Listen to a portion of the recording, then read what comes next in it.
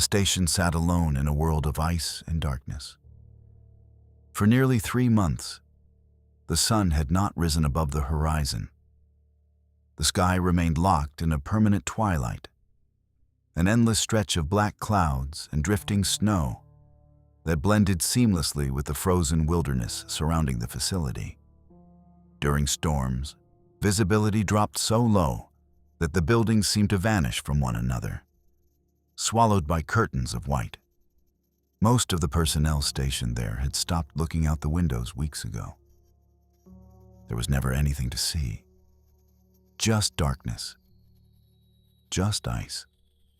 Just the constant reminder that civilization existed hundreds of miles away. The Arctic Research Station had been built to study glacial movement, geological activity beneath the permafrost, and climate patterns hidden deep within Alaska's frozen interior. It was a modern facility, equipped with laboratories, dormitories, heavy drilling equipment, and enough supplies to survive the harsh winter. Even so, isolation wore on people. The darkness wore on people. Every year, a few employees requested transfers before their contracts ended. Others adapted and learned to live with the silence. Dr. Ethan Mercer belonged to the second group. As one of the station's senior geologists, he had spent years working in remote environments. He preferred solitude. The endless emptiness outside didn't bother him. If anything, he found comfort in it. The Earth was predictable. Rock formations didn't lie. Data didn't panic. People did. That was why he was standing in the station's main operations room on a bitterly cold evening in January, staring at a series of seismic readings while several excited voices filled the room behind him. "I think we've got another void." Mercer glanced over his shoulder. One of the drilling specialists pointed toward a monitor displaying underground mapping data. Several members of the team crowded around the screen. "What kind of void?" Mercer asked. The specialist grinned. "A big one." That immediately got everyone's attention. For weeks, the station had been conducting deep drilling operations through a section of ancient glacial ice nearly 2 miles thick. The objective had been simple: obtain geological samples from untouched layers beneath the ice sheet. Instead, they had discovered something nobody expected: a hollow space. At first, the anomaly seemed insignificant. Underground cavities occasionally formed through geological processes. But each new scan suggested something larger, much larger. The drilling team spent the next 48 hours gathering additional data. The results left the entire station buzzing with excitement. The cavity wasn't a small chamber. It was an extensive network, a labyrinth hidden beneath thousands of feet of ice. Nobody had known it existed. By the end of the week, the station's priorities had completely shifted. Climate studies suddenly seemed less important than exploring a previously unknown subterranean system buried beneath the Arctic. The first breakthrough came shortly after midnight. The drill punched through. Cheers erupted throughout the operations room as instruments confirmed open space below. Mercer remembered the exact moment. Years of routine scientific work had conditioned him against excitement. But even he couldn't deny the significance of the discovery. An untouched underground environment, possibly sealed off for thousands of years, maybe longer. Within days, robotic probes were lowered through the opening. The initial footage revealed a vast cavern carved into black stone. The images were breathtaking. Massive rock walls disappeared into darkness beyond the camera's range. Strange mineral formations reflected the probe's lights in shades of silver and pale blue. Natural tunnels extended in multiple directions. The system appeared enormous. Nobody slept much that week. Scientists reviewed footage around the clock. Engineers developed plans for human exploration. Funding agencies demanded updates. The station suddenly found itself at the center of international attention. For the first time in months, morale soared. Then the samples arrived. Mercer spent hours examining the first crates brought up from below. The rocks were unlike anything he expected. Some contained unusual mineral deposits rarely seen in the region. Others appeared strangely smooth, almost polished. Several samples displayed markings that looked eerily regular, not artificial, but not entirely natural either. The formations resembled grooves worn into stone over immense periods of time. Patterns, pathways, as if something had repeatedly moved through the same areas for centuries. Mercer mentioned the observation during a briefing. Most of the team dismissed it immediately. Natural erosion, water flow, mineral activity. Reasonable explanations existed. Still, something about the samples bothered him. The feeling lingered, a quiet irritation at the back of his mind. He couldn't explain why. The first human expedition entered the cavern 3 days later. The team consisted of 6 personnel equipped with climbing gear, environmental sensors, and enough supplies for a 12-hour mission. Mercer wasn't part of that group. He watched from the command center as helmet cameras streamed footage back to the surface. The tunnels looked impossibly old. The deeper sections seemed untouched by time itself. No footprints, no signs of recent activity, just endless darkness. The explorers returned exhausted but thrilled. Their reports described dozens of branching passages and massive chambers extending far beyond the range of their equipment. The station celebrated that night. For a brief period, everyone forgot about the darkness outside, forgot about the isolation, forgot about the cold. They had discovered something extraordinary. 3 days later, technician Ryan Keller disappeared. The mission had been routine. A small team entered one of the western tunnels to install monitoring equipment.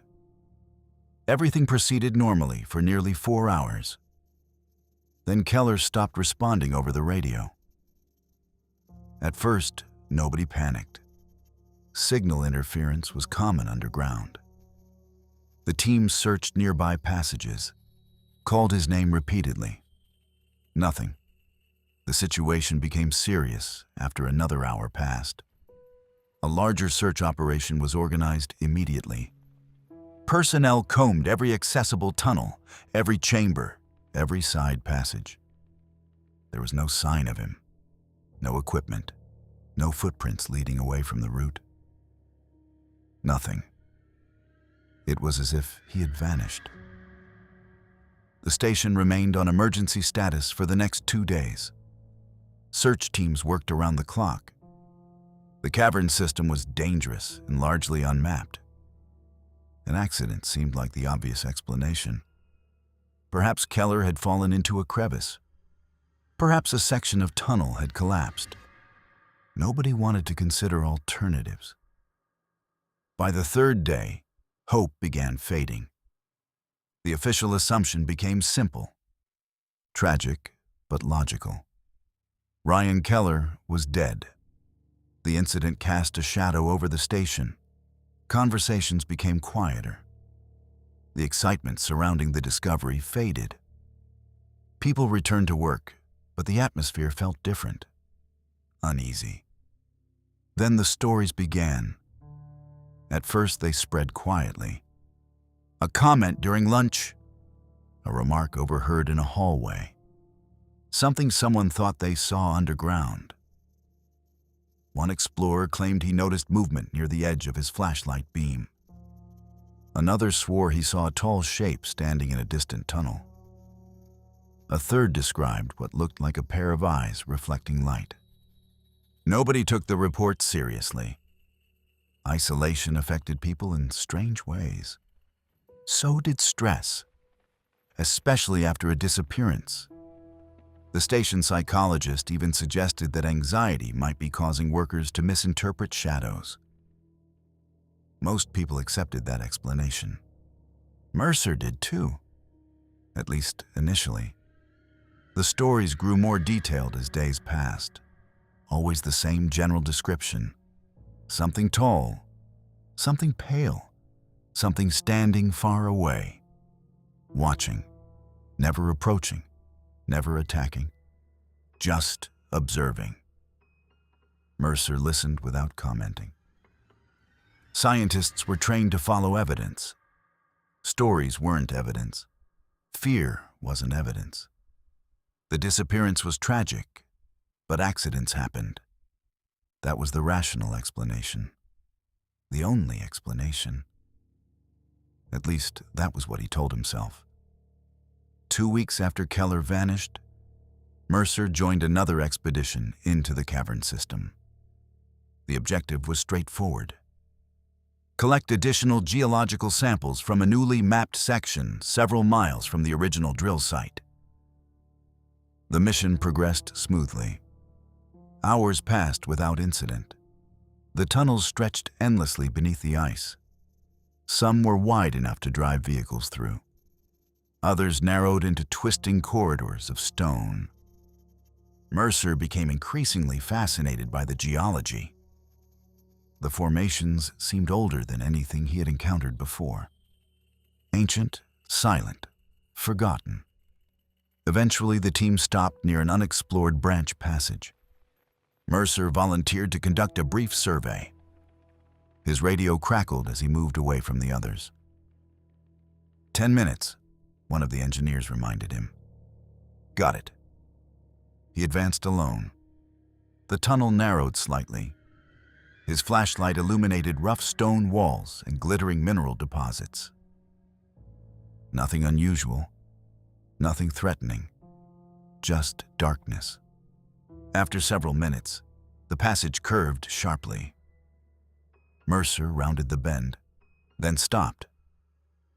At first, he thought he was looking at reflections. 2 faint yellow points, far ahead. Motionless, his flashlight beam barely reached them. The points remained fixed in place, watching. Mercer frowned. Maybe a mineral surface, maybe reflective crystal deposits. He took a few cautious steps forward. The yellow points didn't move, didn't blink, didn't shift. Something cold settled in his stomach. For reasons he couldn't explain, he suddenly remembered every story told around the station. Every rumor, every whispered conversation. The tunnel seemed much quieter now, much darker. His radio crackled. The sudden noise nearly made him jump. Ethan, status check. Mercer swallowed. His eyes never left the darkness ahead. The yellow points remained there, perfectly still. He opened his mouth to answer. Then the lights vanished. Not dimmed, not moved. Vanished. As if something had turned away and stepped backward into the darkness. The tunnel beyond became completely black. Mercer stood frozen for several seconds, listening, waiting, hearing nothing. Absolutely nothing.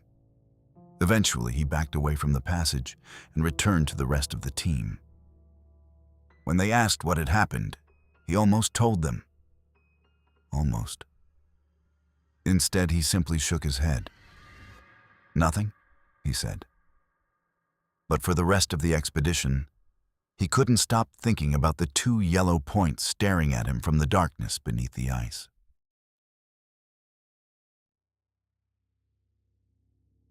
Ethan Mercer didn't tell anyone what he had seen. For several days, he convinced himself there was nothing to tell. The Arctic had a way of playing tricks on people. Long periods of darkness, isolation, exhaustion, and stress could distort perception. He knew that better than most. Every year, station personnel reported seeing movement in snowstorms that wasn't there, hearing voices inside the constant howl of the wind, or mistaking shadows for people. Two glowing points in a dark tunnel weren't exactly convincing evidence of anything. Still, the memory stayed with him. He remembered the exact distance between the lights, the way they had remained perfectly still, the unsettling feeling that they hadn't belonged to the cave itself. He tried to focus on work instead. The discovery beneath the ice continued to dominate every aspect of station life. Despite Ryan Keller's disappearance, exploration missions resumed. The cave system was simply too important to abandon. Funding agencies wanted answers. Universities demanded data. Government officials requested reports. The pressure to continue was enormous. So the expeditions went on. At first, nothing unusual happened. Teams entered the tunnels, collected samples, mapped passages, and returned safely. Then the reports started increasing. One sighting became 3. 3 became 6. Within 2 weeks, nearly a dozen employees claimed they had seen something underground. What disturbed Mercer most wasn't the number of reports. It was the consistency. The witnesses rarely spoke to one another beforehand. Many worked different shifts. Some belonged to completely different departments. Yet their descriptions were almost identical. A tall figure, extremely thin, far too thin. Long arms that seemed disproportionate to the rest of its body. Pale skin. And eyes. Always the eyes. 2 faint yellow reflections staring from the darkness. During one briefing, a drilling engineer named Daniel Foster reluctantly described what he had seen. "I thought it was a person at first." The room remained silent. Foster looked uncomfortable. "How far away?" one supervisor asked. "Maybe 50 yards. "What did it do?" "Nothing." The answer seemed to bother him. It just stood there. "You sure it wasn't another team member?" Foster shook his head. "No." "Why not?" His expression tightened. "The arms." Several people exchanged glances. "What about them?" "They were too long." The room fell quiet again. Foster looked embarrassed, even saying it aloud. It wasn't normal. The arms reached almost to its knees. Someone laughed nervously. Another employee immediately spoke up. "I saw the same thing." Heads turned. Then another voice joined in. "And I saw it near Chamber 7. The discussion quickly deteriorated into overlapping accounts. Different locations, different days, different witnesses. Yet the same description kept appearing. Tall, thin, long arms, yellow eyes. Watching from a distance, the station administration dismissed the reports publicly. But privately, the situation was becoming difficult to ignore. Mercer could see it in the way supervisors exchanged glances during meetings. The growing tension in the operations center.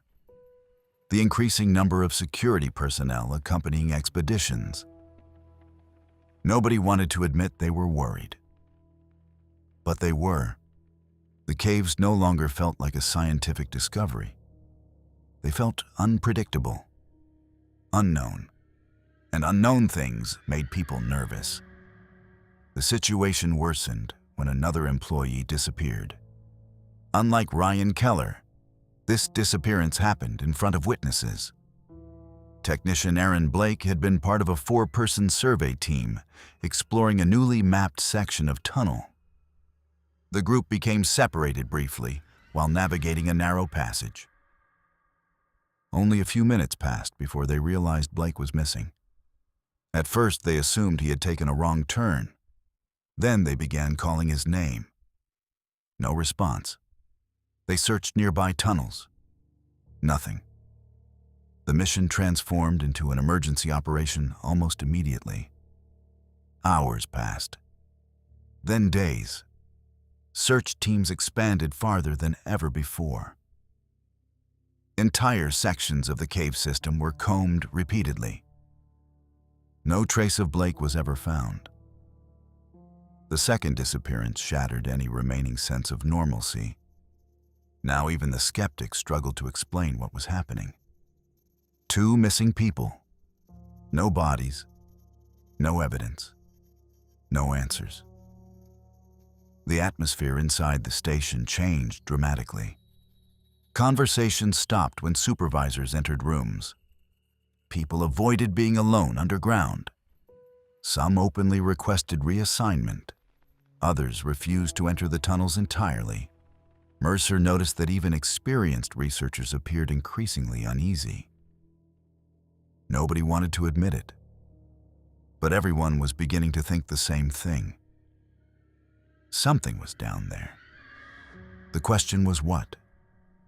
A partial answer arrived unexpectedly. 3 weeks after Blake vanished, a geological survey team made a discovery that immediately halted normal operations. The message reached Mercer shortly after noon. "We found bones." The word spread through the station like wildfire. Within minutes, half the facility crowded around monitors displaying images transmitted from underground. Mercer stared at the screen. Human bones. There was no doubt. The remains lay scattered across a remote chamber nearly 4 miles from the primary entrance shaft. At first, investigators assumed they had found one of the missing technicians. Then, additional remains appeared. And more, and more. The chamber contained dozens of bones, possibly hundreds. Some partially buried beneath sediment, others exposed on the rocky floor. The implications were horrifying. Those remains couldn't belong to station personnel. The facility had only operated for a few years. The bones appeared far older. An expedition was assembled immediately. Mercer joined the team. Nobody spoke much during the descent. The excitement surrounding the discovery had vanished completely. Only dread remained. The chamber itself looked ancient. Their lights revealed a broad cavern littered with scattered remains. Bones covered large sections of the floor. Some appeared relatively recent. Others looked centuries old. Mercer crouched beside one cluster while several archaeologists began documenting the site. Something nearby caught his attention. Metal, partially embedded within stone. He carefully brushed away accumulated sediment. The object resembled a rusted lantern. Old-fashioned, extremely old-fashioned. Another researcher discovered a corroded knife. Someone else uncovered fragments of leather equipment. The findings became stranger with each passing hour. None of the artifacts belonged there. Many predated modern exploration of the region entirely. One object in particular stunned the team. A damaged brass compass. The design appeared unmistakably 19th century. An expert later estimated it might have originated sometime during the mid-1800s. Nobody could explain how it reached a sealed cave system buried beneath miles of ice. The discovery generated endless theories. Lost expeditions, unknown explorers, historical mapping errors. Every explanation sounded increasingly ridiculous. Nothing fit. Nothing made sense. The deeper they investigated, the stranger the evidence became. The cave wasn't merely old. It possessed a history, a long one. A history involving people, Many people who never returned. That realization settled over the station like a storm cloud. The tunnels no longer felt untouched, no longer felt undiscovered. Others had been there before, many others. And something had happened to them. Something terrible. The reports of sightings intensified afterward. Personnel became hyper-aware of every shadow, every distant movement, every reflection. One evening, Mercer reviewed incident logs, noticed a disturbing pattern. Almost every witness described the same behavior. The figure never approached, never attacked, never made a sound. It simply watched. Hours, days. Sometimes entire expeditions reported seeing it repeatedly, always at a distance, always observing, as if studying them. The thought unsettled him more than open aggression would have. Predators hunted. This thing watched. Late one night, a young researcher named Hannah Ortiz volunteered for a survey mission despite growing fears surrounding the caves. Mercer knew her only casually. She was intelligent, determined, and far less superstitious than many of her co-workers. When she later recounted what happened, nobody doubted her sincerity. The experience had left her visibly shaken. According to Ortiz, she had spotted the yellow eyes while documenting a series of side passages. The lights appeared at the end of a narrow tunnel, far away, motionless, watching. Unlike most witnesses, she decided to investigate. At first, the eyes retreated, slowly, almost inviting pursuit. Ortiz followed. The passage twisted deeper into the cave system. Several times she nearly turned back. Yet curiosity kept pulling her forward. The eyes remained visible around distant corners, always just far enough away, always disappearing whenever she approached. The chase continued for nearly 15 minutes. Finally, the eyes vanished behind a rock formation. Ortiz hurried after them, expecting another glimpse, expecting another shadow. Instead, she found an empty tunnel. Nothing, no creature, no movement, only silence. Then her flashlight beam struck the ground. Footprints, large ones, far larger than any human footprints should have been. She followed them for several yards.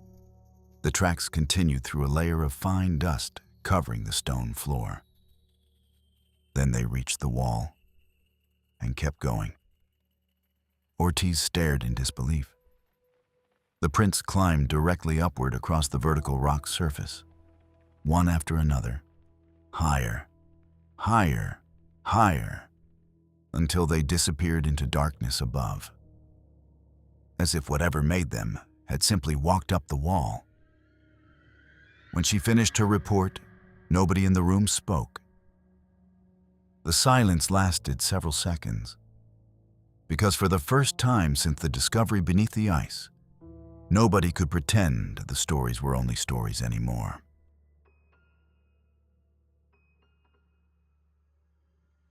The discovery of the footprints changed everything. For weeks, station personnel had managed to cling to rational explanations. Stress, isolation, hallucinations, misidentification. Those explanations became much harder to defend after Hannah Ortiz's report. Footprints didn't hallucinate. Neither did the bones. Neither did the 19th century artifacts buried beneath miles of ice. Something existed down there. Nobody could say what it was, but the station's leadership finally stopped pretending otherwise. 3 days after Ortiz's encounter, normal exploration operations were suspended. A dedicated security team was assembled instead. Officially, their purpose was simple: determine whether an unknown animal species inhabited the cave system and assess any potential danger to personnel.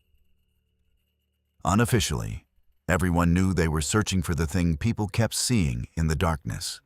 The team consisted of 6 experienced security contractors, several cave specialists, and a handful of researchers, including Ethan Mercer. Nobody was enthusiastic about the assignment. The atmosphere around the station had deteriorated significantly over the past month. Conversations had become shorter. People avoided discussing the caves unless absolutely necessary. Entire departments requested transfers. Several employees refused to enter the tunnels altogether. The excitement that had accompanied the discovery was long gone. Only anxiety remained. The first organized search mission descended into the caves before dawn. Floodlights illuminated the main shaft. Heavy equipment hummed in the freezing air. Mercer watched snow swirl through the darkness as the team prepared their gear. Everything looked professional, controlled, safe. But as soon as they entered the tunnels, the familiar feeling returned, the sensation of being watched. Nobody mentioned it initially. Nobody wanted to sound paranoid. Yet Mercer noticed the same behavior in everyone. Frequent glances over shoulders, long pauses before entering side passages, flashlights lingering on distant shadows. The caves themselves hadn't changed. The people inside them had. The first sighting occurred less than 2 hours into the mission. One of the security contractors froze abruptly. His flashlight pointed toward a tunnel intersection. "What is it?" someone asked. The man didn't answer immediately. He simply stared.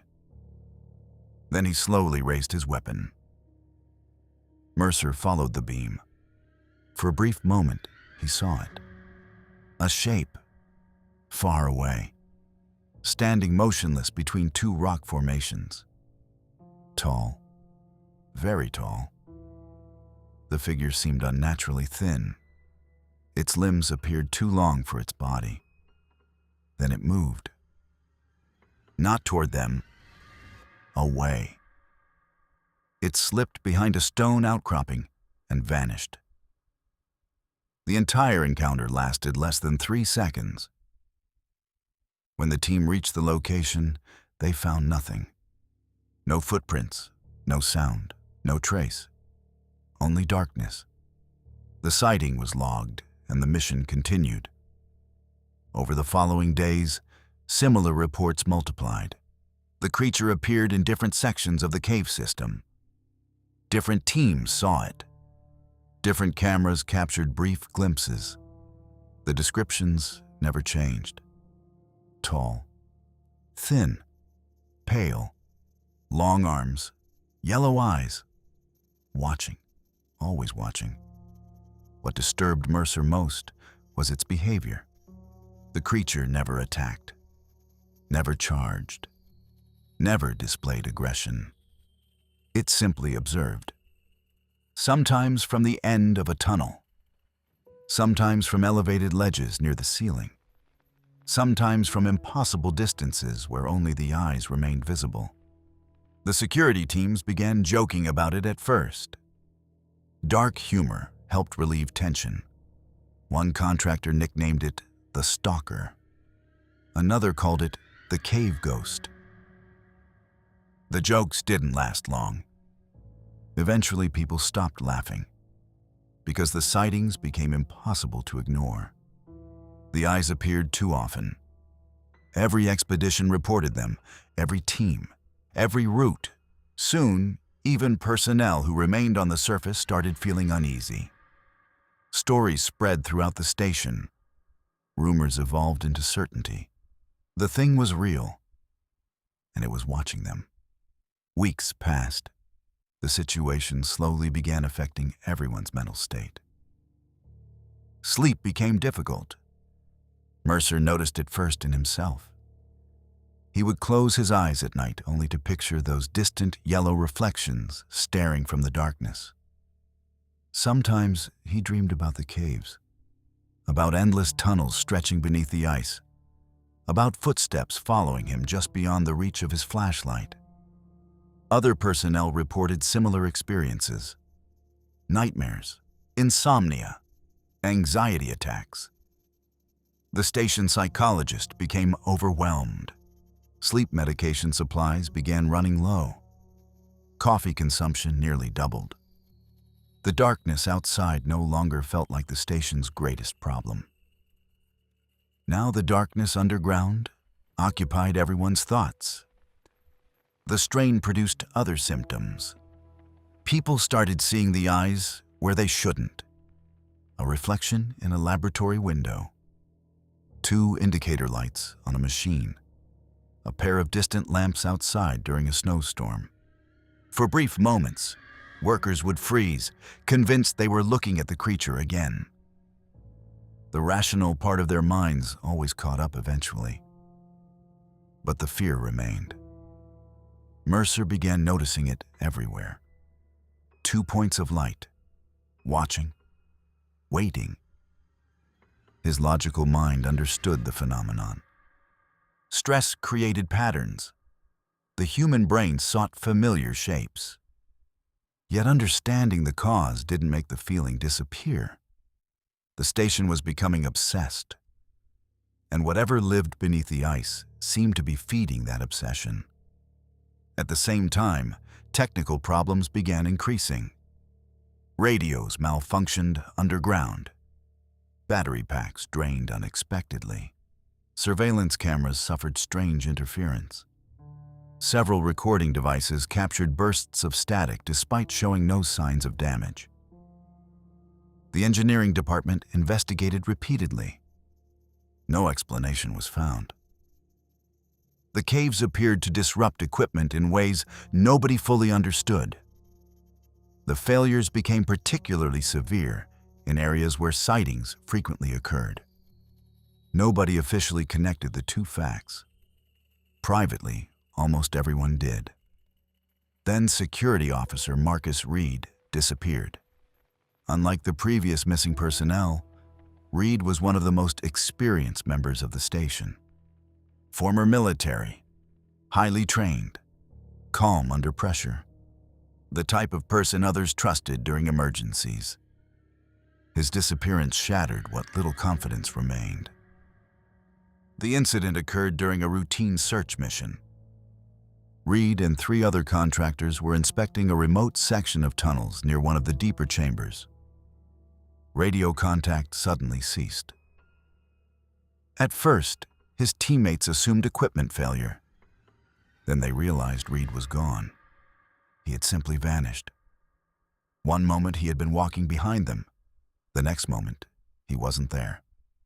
No scream, no struggle, no warning. Just empty darkness. The station immediately launched its largest search operation to date. Teams worked around the clock.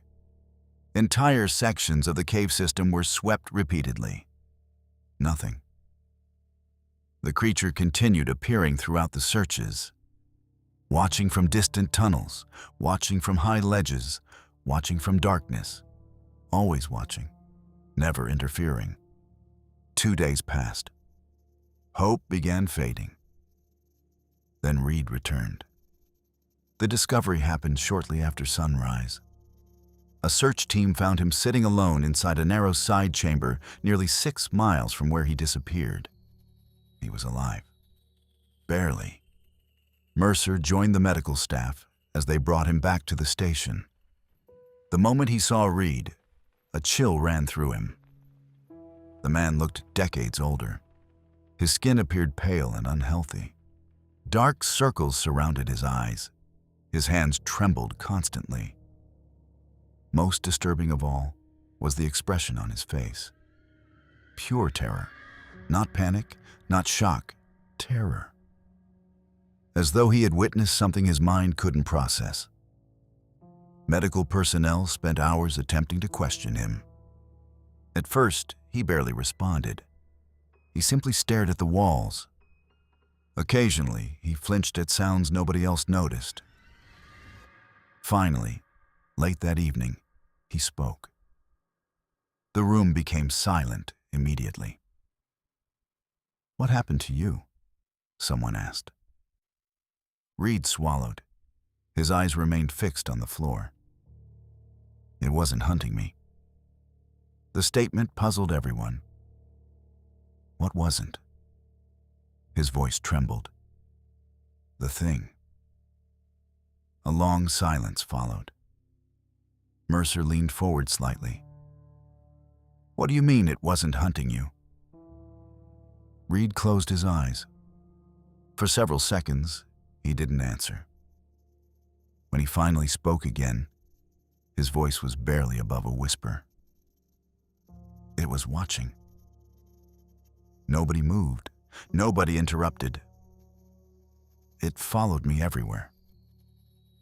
His breathing quickened. "I'd wake up and it'd be there."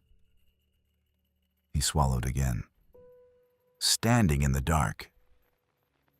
Someone asked the obvious question. Why didn't it attack? Reed's expression changed. The fear deepened, as though the answer terrified him more than the creature itself. "Because it wasn't trying to kill me." The room remained silent. Then came the words nobody ever forgot. It was learning. Mercer's stomach tightened. "What do you mean?" Reed slowly raised his head. For the first time, he looked directly at them. His eyes appeared hollow, broken. "It was learning about me." Nobody knew how to respond. The interview ended shortly afterward. Doctors sedated Reed and transferred him to the station's medical wing. Most personnel dismissed his statements as trauma-induced delusions. Mercer tried to do the same. Tried. But he couldn't stop thinking about them. It was learning. 2 days later, Marcus Reed died. The official cause was sudden cardiac arrest. The station physician described it as an extremely unusual event for someone of his age and physical condition. No underlying cause was identified. No illness. No injury. His heart simply stopped. The death sent another wave of fear through the station. By then, nobody needed convincing. Something was wrong beneath the ice. Terribly wrong. The final blow came 3 nights later. A remote surveillance camera had been left running inside one of the deeper tunnels. Most recordings contained nothing but empty darkness. Hours of uneventful footage. A technician reviewing the data almost missed it. Almost. At exactly 3:17 a.m., movement appeared at the edge of the frame. The footage lasted only 4 seconds. 4 seconds that changed everything. The camera captured a complete silhouette. For the first time, the creature was visible from head to toe. The figure emerged from darkness at the far end of the tunnel.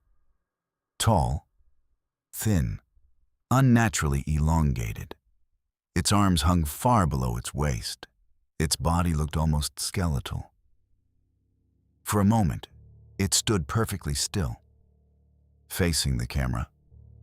Then it moved beyond the frame. The footage ended. When Mercer watched the recording later that night, a cold feeling settled deep in his chest. Because for the first time, there was no doubt, no uncertainty, no rational explanation. Something was living beneath the ice. And somehow, it seemed to know far more about them than they knew about it.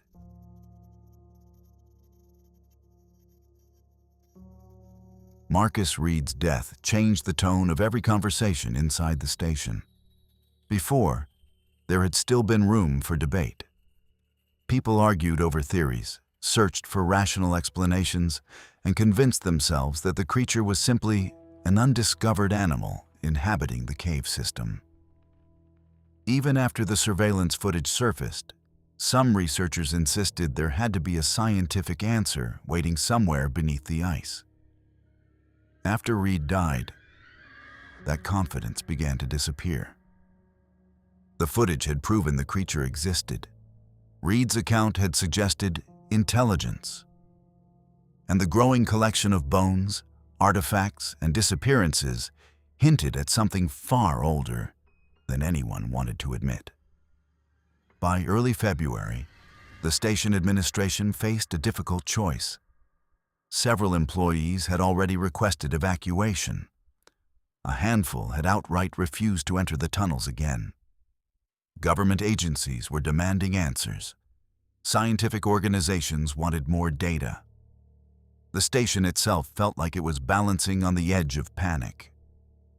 The decision was eventually made to organize one final major expedition. Its purpose was simple. Go deeper than any previous team. Map the unexplored sections of the cave system. Determine what exactly was living beneath the ice. And if possible, find evidence that could explain the disappearances.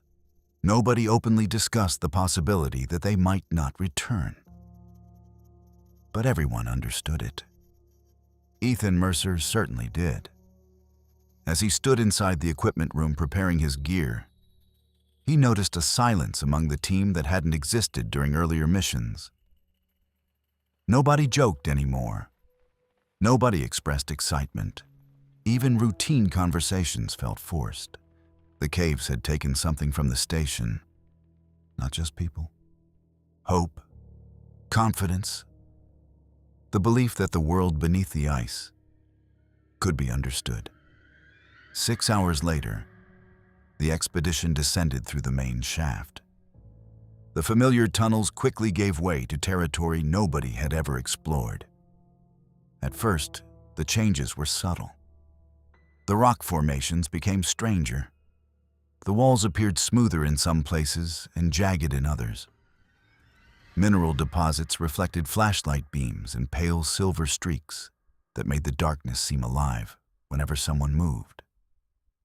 As the team continued downward, Mercer noticed something else. The tunnels were changing shape. The upper sections of the cave system had looked relatively ordinary, massive but recognizable. Natural geological formations shaped by processes scientists understood. The deeper passages felt different. Older, not merely ancient. Primordial. The rock itself seemed untouched by the world above. Several times Mercer found himself staring at formations he couldn't immediately explain. Towering stone columns rose from the floor and disappeared into darkness overhead. Narrow crevices split entire tunnel walls like scars. Strange mineral growths twisted across the ceiling in shapes resembling frozen roots. The further they traveled, the more isolated they felt. Radio communication became unreliable. Static crackled through every transmission. Voices arrived distorted. Sometimes messages disappeared entirely. The deeper sections seemed determined to separate them from the surface. Nearly 12 hours into the mission, the team reached a massive vertical shaft unlike anything previously documented. Mercer stood at the edge and directed his flashlight downward. The beam vanished into darkness. No bottom was visible. The shaft appeared enormous, a black wound descending deep into the earth. Several similar formations followed throughout the next stage of the expedition. Some measured hundreds of feet across. Others were narrower, but equally deep. Their existence suggested a cave system far larger than anyone had imagined. The discovery should have fascinated Mercer. Instead, it unsettled him. Every new tunnel seemed to reinforce the same realization. The caves were not a local anomaly. They were an entire underground world. And something lived within it. Late the following day, One of the survey specialists made a discovery that brought the expedition to a halt. A tunnel they had been following suddenly widened. The passage opened into darkness so vast, their lights failed to illuminate its boundaries. For several moments, nobody spoke. The team simply stood there, staring. Then they entered. The chamber was colossal. Even afterward, Mercer struggled to estimate its true size. The cavern stretched far beyond the range of their equipment. Massive stone pillars rose from the floor like the ruins of some forgotten cathedral. Shadows filled every corner. The ceiling disappeared into blackness. But it wasn't the chamber's size that stopped them. It was what covered the floor. Bones. Thousands of them. Human bones. They lay scattered across the cavern in every direction.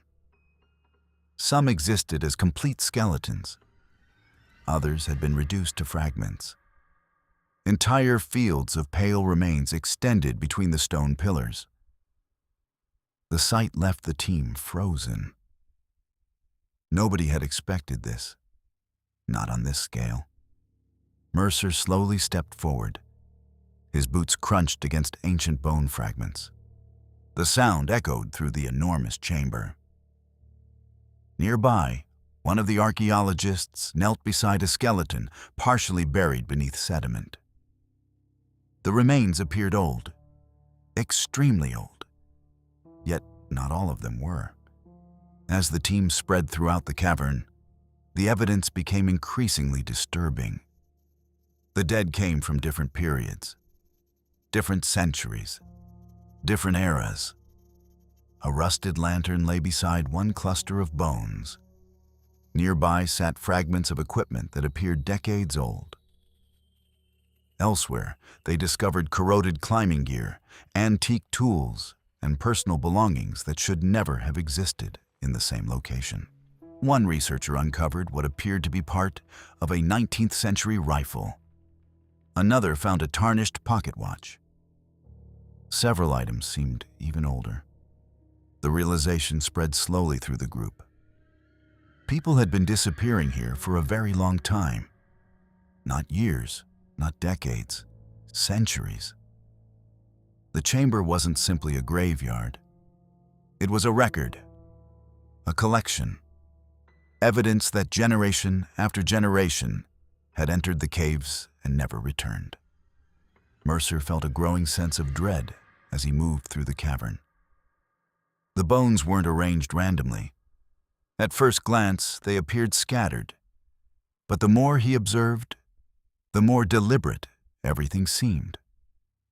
The remains clustered in certain areas. Equipment accumulated in piles. Objects from vastly different periods sat side by side. The entire chamber felt less like a natural burial site and more like something else. Something maintained, something inhabited. A nest. The thought entered his mind without warning. And once it arrived, he couldn't shake it. Then someone screamed. Every flashlight immediately swung toward the sound. Mercer turned and saw one of the surveyors standing motionless near the base of a stone pillar. The man's face had gone completely white. His trembling hand pointed upward. Nobody moved. Nobody breathed. Then their lights followed his gesture, and they finally saw it. The creature, not a glimpse, not a silhouette, not distant eyes in the darkness, the entire thing. It clung to the side of the pillar, nearly 40 feet above the cavern floor. For several seconds, Mercer couldn't process what he was seeing. The creature was far larger than anyone had imagined. Its body stretched unnaturally across the stone surface. Long limbs wrapped around the rock like the legs of some enormous insect. It looked emaciated, almost skeletal, yet its size made it terrifying. Its skin possessed a pale gray coloration that appeared nearly translucent beneath the flashlights. Veins and darker structures seemed faintly visible beneath the surface. Its arms were grotesquely long, far longer than a human's. The joints bent at angles that felt subtly wrong, not impossible, just wrong enough to trigger immediate discomfort. The creature remained perfectly still, watching them. Its head looked disturbingly human from a distance. That similarity somehow made it worse. The face appeared gaunt and starved, sunken, almost corpse-like. Yet the jaw was entirely wrong. Far too wide, far too large. The mouth stretched unnaturally across the lower portion of the face, creating the impression that it could open much farther than any human mouth should. Then Mercer noticed the eyes. The familiar yellow reflections. They weren't glowing. Not truly. Instead, they reflected the team's lights from somewhere deep within the creature's eye sockets, creating the illusion of their own light source. The effect was somehow more unsettling than actual glowing eyes, because it made the creature seem real, biological, a living thing, not a monster from a story. Something that existed, something that hunted. The chamber remained silent. Nobody dared move. Nobody dared speak. The creature simply stared, studying them, the same way it always had. One of the security contractors slowly raised his weapon. The creature reacted instantly. Not by attacking, not by retreating. Instead, it moved. Its speed was shocking. The massive body flowed effortlessly across the vertical stone surface. It crawled upward without hesitation, its limbs finding impossible holds in the rock. Then it crossed onto the ceiling. Several people gasped. Mercer felt his stomach twist. The creature moved across the overhead stone as naturally as a person walking across a floor. It never lost balance, never slowed, never seemed constrained by gravity. Yet even then, it did not attack. It simply repositioned itself above them, watching, always watching. Minutes passed. Nobody understood what to do. The creature remained visible. The distance between them never changed. Neither side advanced. Neither side retreated. And then Mercer realized something that frightened him more than the creature's appearance. Every previous sighting had ended the same way. The creature vanished. It fled. It disappeared into darkness before anyone could approach.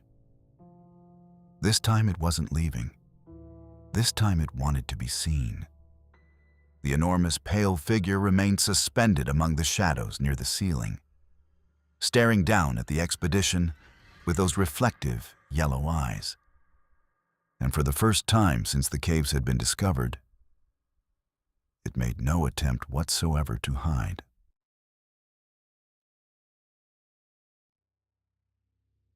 For several long seconds, nobody moved. The enormous chamber remained silent, except for the faint hum of equipment and the distant drip of water somewhere in the darkness.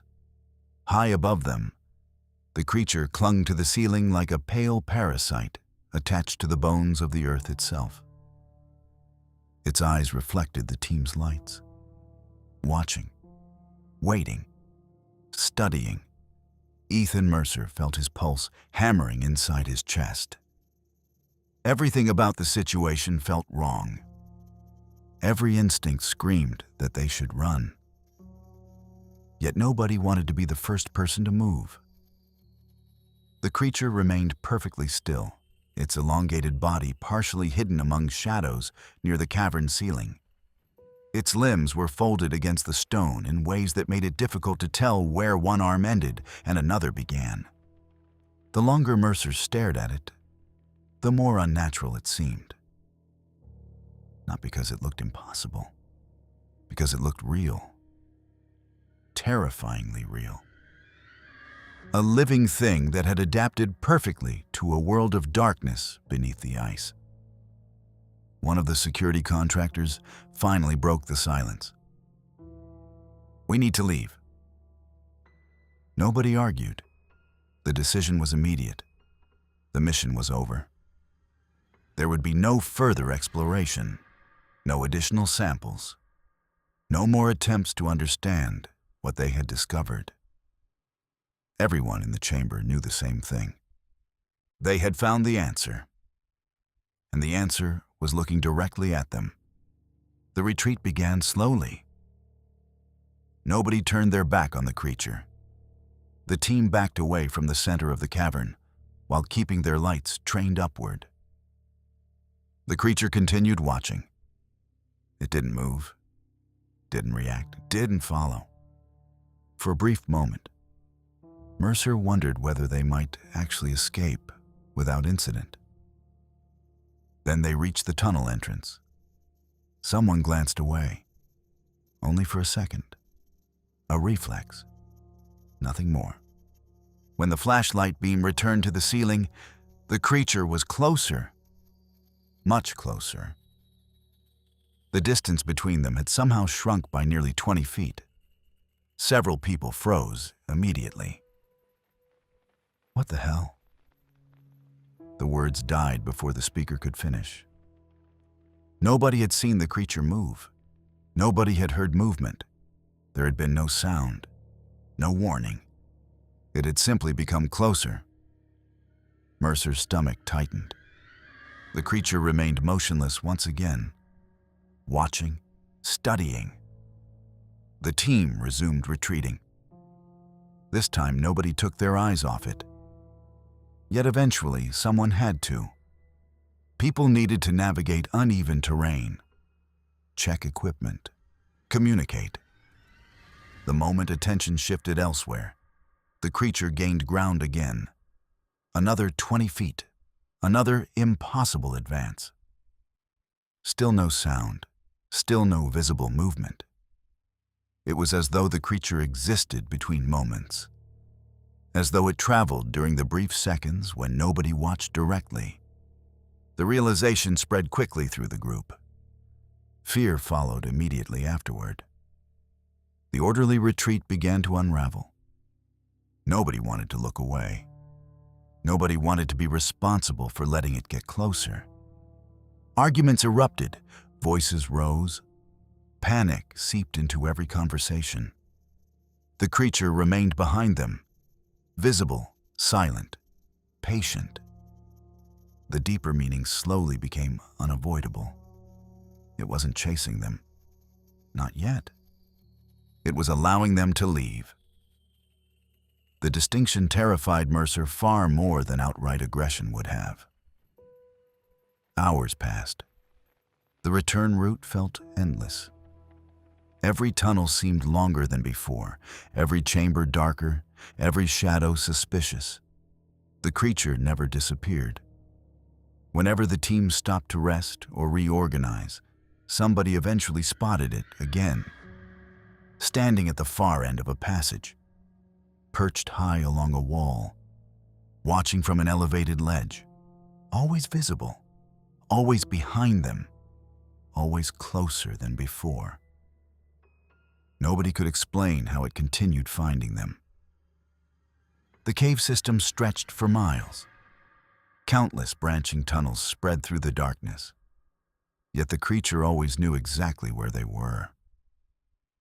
It never became lost, never chose the wrong route. The caves belonged to it. The realization became impossible to ignore. This wasn't a visitor. This wasn't an intruder. They were. The creature was navigating its own territory, and they were trying to escape it. The first death occurred less than 6 hours after leaving the bone chamber. A survey specialist named Lewis Harper slipped while crossing a narrow rock ledge above a deep fissure. Several people reached for him. Too late, his scream echoed through the darkness as he disappeared below. The sound continued for several seconds, then stopped abruptly. Nobody volunteered to climb down. Nobody even suggested it. The creature had already appeared again, standing motionless at the far end of the passage, watching. The group moved on. Guilt followed them. Fear followed faster. As exhaustion mounted, mistakes became more frequent. People stumbled. Arguments intensified. Several team members began insisting they saw multiple creatures. Others swore the eyes were appearing in places the creature couldn't possibly reach. Mercer couldn't determine whether the reports were real or the result of stress. At that point, nobody trusted their own perception anymore. Sleep deprivation was taking its toll. Most of them hadn't rested properly in nearly 2 days. Every shadow looked threatening. Every reflection looked like yellow eyes. The caves seemed determined to consume their sanity before claiming their lives. The radio problems worsened as well. At first, communication became intermittent. Then entire channels vanished beneath static. Messages arrived fragmented and distorted. Voices sounded distant and warped. Eventually, contact with the surface disappeared completely. The station might as well have been another world. Mercer remembered the moment they realized they were alone. One of the technicians spent nearly 20 minutes attempting to establish a connection. Nothing worked. Only static answered. The silence that followed felt heavier than the darkness surrounding them. No rescue was coming. Nobody even knew where they were. The cave system had swallowed them completely. The second disappearance happened during a brief rest period. One moment, a geologist sat against a tunnel wall drinking water. The next moment, he was gone. No scream, no struggle, no warning. The flashlight he had been holding remained on the ground, still illuminated, still pointing toward the darkness. The man himself had vanished.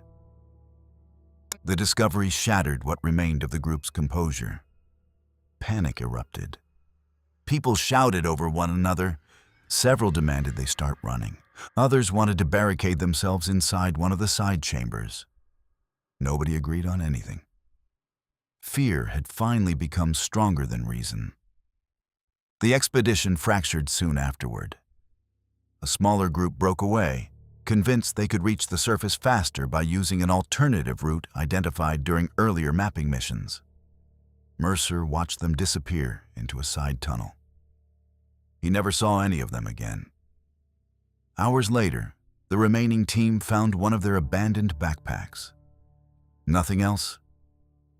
The creature continued appearing, always visible, always patient. At one point, Mercer spotted it, standing nearly 50 yards behind them inside a broad tunnel. Its elongated silhouette filled the center of the passage. The distance felt alarmingly short, much shorter than before. Someone cursed under their breath. Another person started crying. Nobody even attempted to hide their fear anymore. The creature had stopped pretending, and so had they. The journey upward became a nightmare of exhaustion and terror. Every mile felt impossible. Every turn in the tunnels revealed new opportunities for disaster. Several times, Mercer became convinced they would never escape.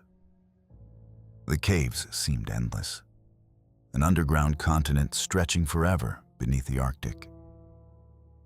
And somewhere within that darkness, the creature followed, patiently, confidently, as though it already knew the outcome. By the third day of retreat, only 5 people remained. The others had died, vanished, or become separated during the chaos. Nobody knew which possibility was worse. Then, finally, they reached familiar territory. Mercer recognized several mapped chambers near the upper sections of the cave network. For the first time, hope returned. The surface wasn't far away. A few more hours, maybe less. They pushed forward despite exhaustion. Every muscle hurt. Every step felt heavier than the last. Yet survival suddenly seemed possible. The main access shaft lay somewhere ahead. The station, safety, light, people, the world above. Then one of the survivors stopped walking. Nobody needed to ask why. Everyone had seen it. Far ahead, near the ceiling of a massive tunnel leading toward the upper levels, the creature clung to the rock, waiting. Mercer's blood ran cold. The location alone was horrifying. The creature had never been seen this close to the surface. Never. Everything before this moment suggested it preferred the deep regions of the cave system, the ancient chambers, the endless darkness, the lower tunnels. Now it was here, near the exit, near the station, near them. The pale figure remained perfectly still as the survivors stared upward. Its reflective eyes shone within the darkness, watching, studying, knowing. For the first time, Mercer understood a possibility far more terrifying than being trapped underground. The creature wasn't confined to the deep caves, and if it could come this close to the surface, then perhaps the ice above had never been keeping it trapped at all.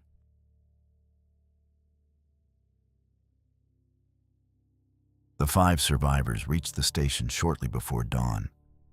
No one celebrated. No one spoke. The moment the access elevator carried them back to the surface, the atmosphere inside the facility changed completely. The exhausted researchers and technicians who had remained behind immediately recognized that something had gone terribly wrong. The survivors looked like men returning from a war. Their equipment was damaged.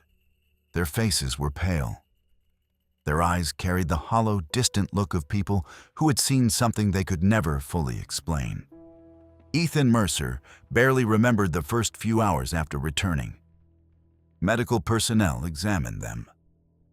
Administrators demanded reports. Government contacts requested updates. Questions came from every direction. The answers were always the same. People had died. People had disappeared. Something was living beneath the ice. At first, nobody wanted to believe them. Not completely. The surveillance footage was reviewed repeatedly. The reports were analyzed. The recovered artifacts were examined once more. Every piece of evidence pointed toward the same impossible conclusion. Yet, impossible conclusions rarely survive contact with bureaucracy. Officials searched desperately for alternative explanations. Unknown environmental factors, mass hysteria, psychological deterioration caused by prolonged isolation. Anything sounded better than the truth. Unfortunately for them, the truth refused to disappear. The survivors remained consistent. Every interview produced the same details, the same descriptions, the same events. Most importantly, they all described seeing the creature near the upper sections of the cave system shortly before escaping. That detail worried station leadership more than anything else. The lower tunnels were one problem. The surface was another. Nobody wanted to consider what might happen if the creature reached the station itself. Within days, a decision was made. The caves would be sealed permanently. Officially, the reason involved safety concerns following multiple fatalities and structural instability within the underground network. Unofficially, everyone involved understood the real objective. Bury it. Collapse every accessible section. Destroy every route leading downward. And pray that whatever lived beneath the ice stayed there. Preparations began immediately. Engineers worked around the clock calculating structural weak points throughout the cave system. Heavy equipment was brought to the site. Explosives were flown in under strict confidentiality agreements. The operation lasted nearly a week. During that time, the station existed in a state of constant tension. Nobody entered the caves again. Nobody volunteered. Even discussing the possibility felt absurd. Mercer spent most of those days assisting investigators and reviewing collected data. The more evidence he examined, the less comfort he found. The bones alone suggested centuries of activity. The artifacts spanned generations. Entire lifetimes had vanished beneath the ice, long before modern science discovered the caves. How many people had disappeared? How many expeditions? How many hunters, explorers, trappers, and travelers had wandered into those tunnels and never returned? Nobody could answer. The numbers were likely far greater than anyone wanted to imagine. The demolition took place during a snowstorm. Mercer watched from a safe distance alongside dozens of station personnel. The sky above was dark and heavy with clouds. Wind howled across the frozen landscape. Snow swirled around the gathered observers as the final countdown began. Nobody spoke. The silence felt almost ceremonial. Then the charges detonated. The ground shook violently. A deep roar rolled across the ice sheet as enormous sections of the underground network collapsed. Snow erupted upward in massive clouds. Cracks spread across the frozen surface. Entire portions of the terrain sank as tunnels hundreds or thousands of feet below imploded beneath their own weight. The destruction continued for nearly a minute. When it finally ended, a strange silence settled over the landscape. The entrance shaft was gone. The access tunnels were gone. Miles of underground passages had been buried beneath thousands of tons of ice and rock. For the first time in months, some people felt relief. Maybe it was over. Maybe the nightmare had ended. Maybe whatever lived down there had finally been trapped. Mercer wanted to believe that. He truly did. But every instinct told him otherwise. The station closed less than 2 weeks later. Equipment was removed. Personnel were reassigned. Research projects were transferred elsewhere. Official statements blamed geological instability for the fatalities and disappearances. The cave system itself was described as hazardous and structurally unsound. Most of the public accepted the explanation without question. A handful of reports appeared online. Several articles briefly covered the closure. Interest faded quickly. The Arctic was far away. People moved on, as they always did. The truth remained buried alongside the tunnels, at least officially. The survivors carried it with them. Mercer returned to the lower 48 and attempted to rebuild his life. For a while, he convinced himself he had succeeded. Months passed. The nightmares became less frequent. The memories dulled. Work resumed. Life continued. Yet some things never disappeared entirely. Certain sounds still triggered flashes of memory. Dark hallways sometimes reminded him of cave passages. Reflections occasionally looked like distant eyes. And whenever he found himself alone at night, he thought about the creature. Not its appearance, its behavior, the patience, the intelligence, the way it had observed people for days without attacking, the way Marcus Reed had described it. It was learning. That thought haunted him more than anything else. Then came the phone call. The caller was a former colleague from Alaska. The moment Mercer heard his voice, he knew something was wrong. The man sounded terrified. They exchanged brief pleasantries before the conversation turned serious. There was another discovery. Mercer felt his stomach tighten. Where? Northern Alaska. The answer immediately erased any remaining comfort he had built over the past several months. Another drilling project. Another remote research operation. Another unexplored underground anomaly. The similarities were impossible to ignore.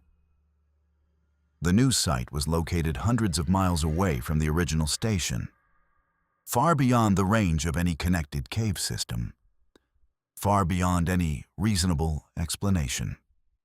Mercer listened in silence as his former colleague described the situation.